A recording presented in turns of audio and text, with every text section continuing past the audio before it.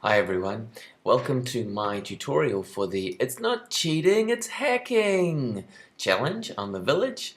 We're going to have a lot of fun with this. So first up, let's go to the Scratch website and we're going to have a look at the game that I've put up for us to hack. Okay, so there's Scratch, it's scratch.mit.edu. Now there's millions of games on Scratch, so it can be a little tricky to find the one you want. In this case we're going to hack Zombies Ghost, which is a game made by Acer Games 2, and it's one of my favorite Scratch games. And we're just going to click on one example of that game.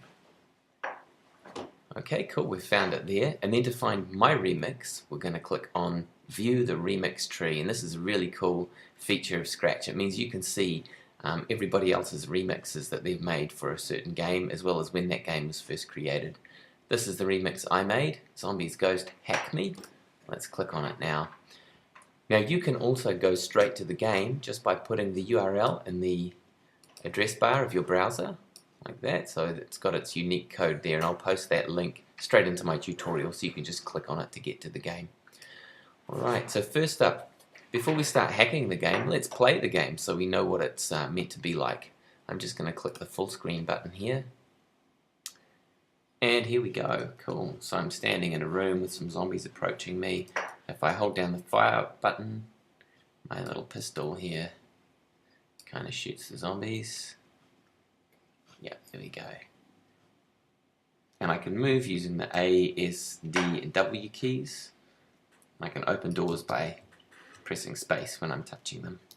There we go, cool. Okay, what a fun game. This is awesome. Alright.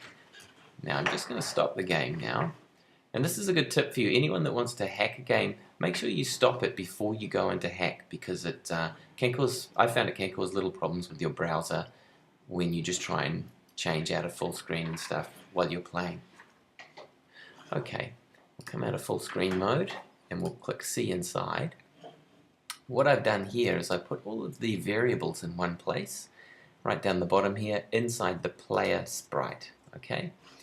And so what we can do is we can change things like our speed, our player health, our ammo, our points, all these things we can just put a different number in it and it will change it. I'm going to make my health 999 and I'm going to increase my ammo to 400. Okay, and now we'll go back into full screen.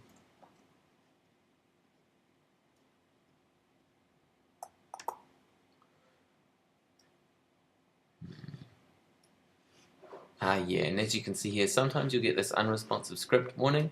I just click stop script when that happens. You can just go ahead. I'll click the flag. Great, as you can see I've got 399 ammo and 999 health because of that cool hack that we made. Now you might be thinking, well, that's all very well, but what other kinds of things can I hack in this game? Let's go have a look, shall we?